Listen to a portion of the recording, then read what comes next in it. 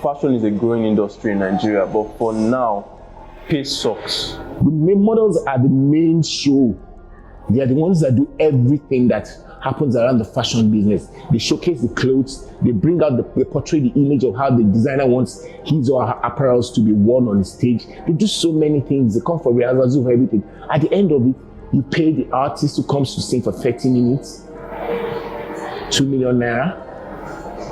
And the model who has been coming for rehearsals for 2-3 weeks before the show, who has done so much, and who is wearing like maybe 4-10 designers, you pay the model 150,000 naira, and you have a sponsorship of about 150 million naira to do a show. It doesn't make sense. Models are definitely underpaid.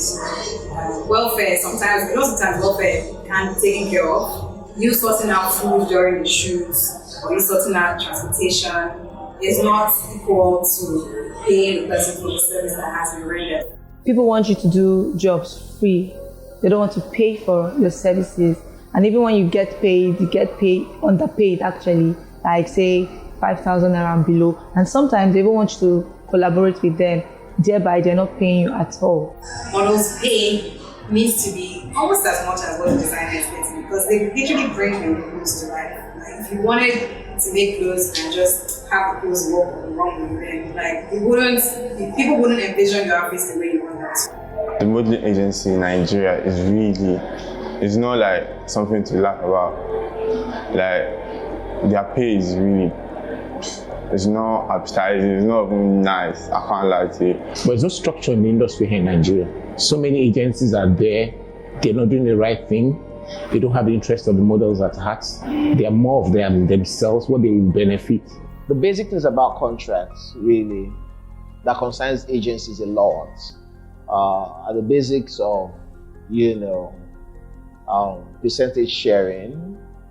Some agencies, I for one, we do 30, 70, 70 for the models, 30 for the company.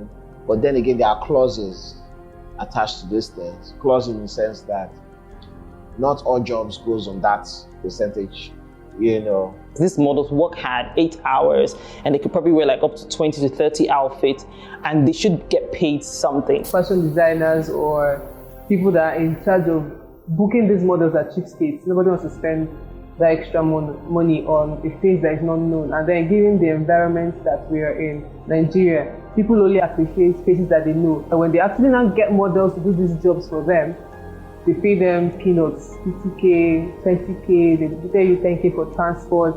You hear things like exposure.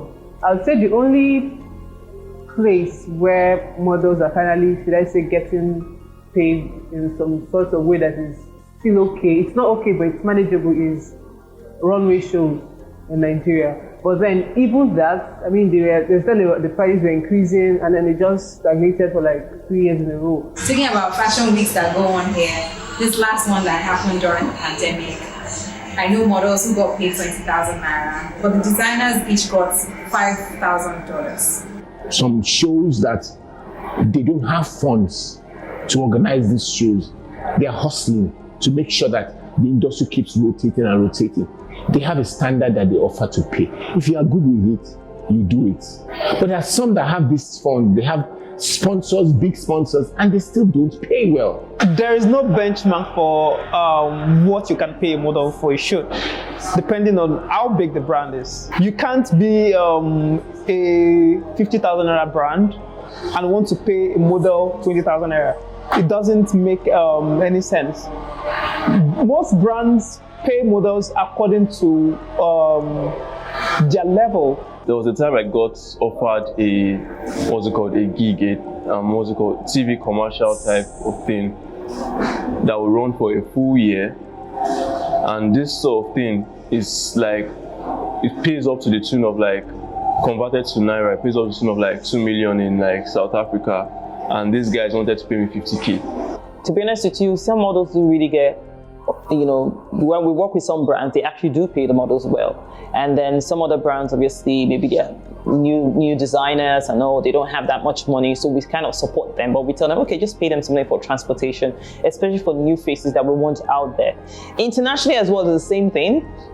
As you grow, that's when you start getting paid higher. The moment you leave the country, I'm not saying it's perfect today, I'm not saying it's all rosy, but you're actually giving more respect, and they actually know how much you're worth. So you get paid at least, basically way better than how it is in Nigeria. Well, the pay outside Nigeria is mind-blowing. We can't even compare. I mean, the problem here is Nigerians. Like, the Nigerian modeling industry has that problem. We agreed in those days, I'm talking about the early days of like maybe 96, 98, 2000, we agreed to have a standard rate for billboards, standard rate for TVC, commercial, a buyout rate, everything. But you see, these agencies, these crazy people just go back to the advertising agencies who have their friends there, who have their people there. They go back there and say, okay, and they said the amount is, the billboard is 1 million. I mean, my models will do it for 400,000.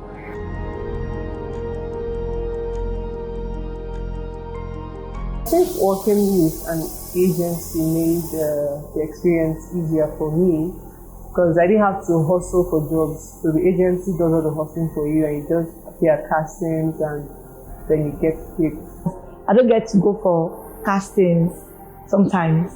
And sometimes when I do go for castings, I don't have to stay on the queue like for a very long time before I get attended to. And we end up getting the job, unlike when I was a freelancer. I started Anani Models because I wanted to do something different. I just got tired of how I was being represented. Like, my managers at that time, people I was working with didn't understand me. There was no proper relationship.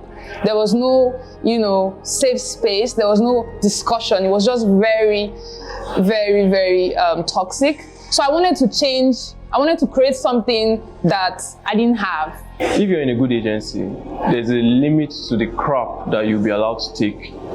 You get, because you're in a growing agency, maybe you've not had the opportunity of a lot of connections and stuff.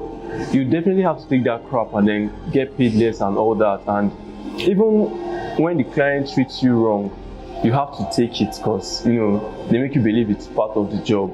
My advice to young models and upcoming models is to start with an agency. Yes, it may be a bit restricting, you may not be getting the entire money because the agency has to take their own cuts and all that. But for me, I would say getting an agency, the right agency, by the way, you have to do your due diligence, do your assignment, find out what agencies to join and the ones not to. But if you have a good agent that knows that this is not how it's supposed to be, you can be pulled out of a job for as much as somebody doing or saying something is not supposed to. You being a part of a modeling agency means you're recognized as a model. You hustling yourself by yourself won't really help you. And what we do as an agency is we try and market, let me not use the word market, we try and make sure that your client pays way better than what you are expected to pay. So if, for instance, the client contacts a girl and then tells her, oh, I want to book you direct, and the girl just accepts because, oh, it's a billboard. So you might say, okay, I'll pay you 20K for a billboard. She's not thinking about the money, she's thinking about the billboard. And you can see that billboard will probably be there for like 10 years. Whereas as an agent, what we'll do is make sure that the client pays you the amount he or she is going to pay you for the billboard. Make sure there's this contract that says you come, after 1 year, you have to renew. Most of these times we go through modeling agencies because we have a number of modeling agencies who we are affiliated to. So we reach out to modeling agencies and see who fits into what we're looking for. Basically, the agency would serve as the conveyor of the model because they are the ones that will let you know the faces that are available in the market. They are the ones that would have groomed the models prior to the show or the shoot, as the case may be. So the role of the agency there is irreplaceable. If you're with the right agency, it has a way of protecting you from some kind of things. And because these people know you're with these people, they don't want to get in this agency's bad book, or they don't want to be put in a bad light with this agency, so they have to treat themselves well or carry themselves well. You can't jump that phase of you having to go to castings, being on the queue with 5,000 people. You can't jump that phase. Do you understand? You have to go through it. I've just taught them, I've just equipped them, I've just made them, understand that this phase will come. You will definitely get this experience, but you have to be able to manage it.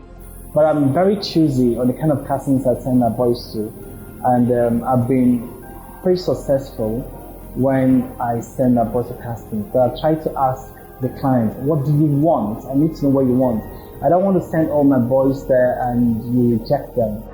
Well, what I do most importantly, I've created a space for my models that is comfortable, that is good for them. I've created a relationship, not just business-wise, but like relationship-wise. I've created something that, that is there. Like, I'm not just a boss, I'm not just a manager to these models. I'm like a sister, I'm like a friend. So when it comes to career, I'm there to support them. I'm there to, direct them, teach them, develop them, get them to make them bring out the best version of themselves. When it comes to their personal lives, I do my best as family that we are to like share the little knowledge I have, advise them, teach them about social intelligence, help them just be the best version of themselves.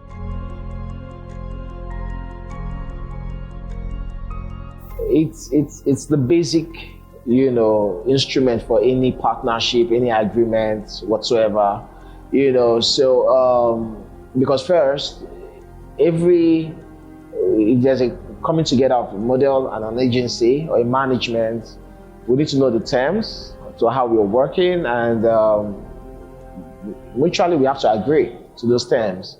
So yeah, as an agency, we definitely have a contract, and our contracts are usually reviewed basically yearly.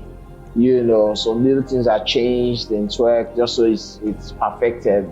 So most times, contracts like this protect the agency and also make the model very much aware of these decisions he or she is making. So in other words, you need to know that this is serious. So if you're going to sign a management deal with a company, there's some level of responsibility you also have to uphold, so that's where a contract really plays. So most time what we do is, if a model signifies interest as to, I want to sign with the management as your company and the likes, we'd like to draft our contract and send to you first. If you find yourself in an agency that can't finalize deals for you, and you don't feel comfortable with that, you leave. It's as simple as that.